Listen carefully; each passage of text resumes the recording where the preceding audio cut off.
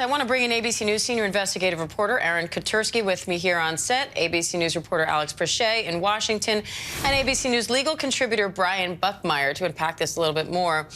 Aaron, the prosecutor says that the suspect in this case not only admitted to being the shooter to police, but also detailed how he carried out this attack. What do we know about that confession or those confessions? It appears, according to the prosecutor, that he made a number of statements to detectives, including saying that he dressed like a girl, as the prosecutor quoted him saying, and then covered his tattoos with makeup because he didn't want anybody to recognize him. He apparently felt that those tattoos would have given him away. And then he made what sounded like a chilling statement once he climbed up onto the rooftop position across from the parade.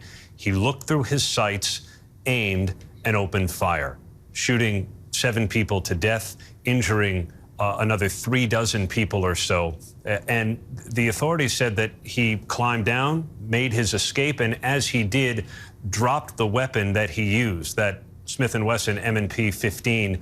That weapon had fired off 83 rounds, according to the prosecutor. The shell casings were found on the roof.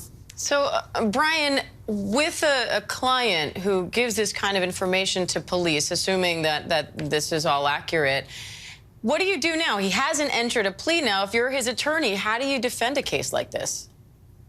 Well, the first thing I want to do for my client here is file for a psych evaluation. No one does this without something being fundamentally wrong with them in one way, shape, or form.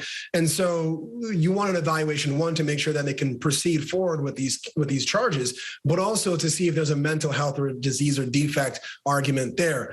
Next, you're going to be looking at the charges, and oftentimes look for the most serious charges down. Well, the murder charges are going to be pretty substantial in the way that they're going to be articulated by the prosecutor. But I want to start looking at some of these lesser charges, because while Illinois no longer has the death penalty, the largest concern here, if this is your client, is whether or not these charges are going to be stacked on top of themselves so that he doesn't get to see the light of day until he's 90, 100 years old.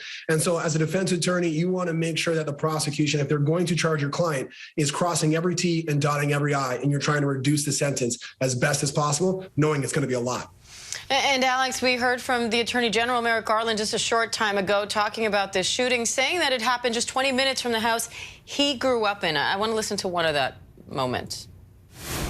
Just another horrific reminder of the violence and particularly the gun violence that we face, and that we must do everything in our power to end. We don't need any more reminders of this. Alex, there are some conversations now about potential federal charges. So what can Washington do? Well, Diane, I will point out that Merrick Garland made that announcement as he was announcing some of the work and efforts that the U.S. Marshals have done over the last 30 days in rounding up 1,500 arrests, many involving violent criminals across the country. But in terms of federal legislation, there's not an appetite in Washington to really get something passed along the lines of an assault weapons ban or raising the age limit from 18 to 21 for these assault-style weapons. But I can tell you that we've heard an outpouring from many Democrats, including the vice president. Yesterday, also, we're hearing from both of Illinois' senators, notably Senator Tammy Duckworth, who is an Army veteran, who tweeted out that I carried an assault weapon through my 23 years in the Army. I know what they can do to the human body, and they don't belong on the streets of America. Tammy Duckworth, again, calling for what she calls common sense gun reforms for America's, that she says that many of her constituents are calling for.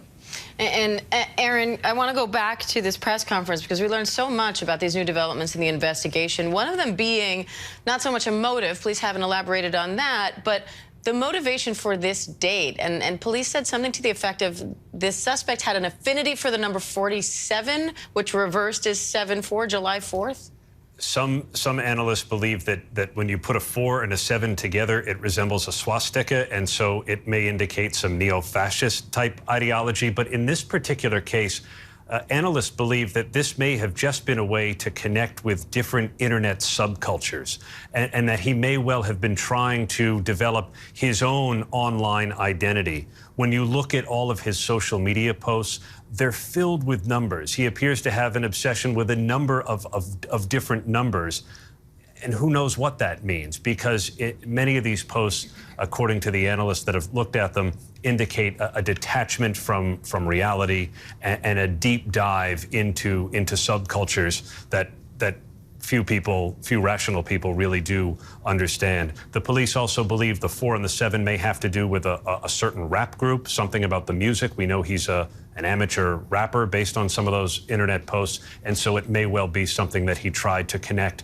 But the 7-4, the reverse of 4-7, police said may indicate why he chose the date that he did for his alleged attack. We also learned about the gun police believe was used in this attack and some other gun purchases by the suspect.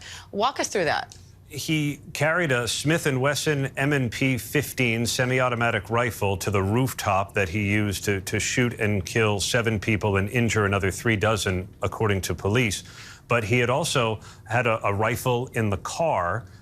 After his arrest, police found it. That was a rifle that he used when he considered, according to the prosecutors, carrying out a second attack in Madison, Wisconsin. He had 60 rounds of ammunition available to him for that alleged second attack that thankfully did not materialize. We know he was also able to purchase 3 additional handguns legally, according to the authorities. So they said he fired over 80 rounds in Highland Park, still had 60 rounds left over for that contemplated attack in Madison. He had amassed an arsenal, Diane.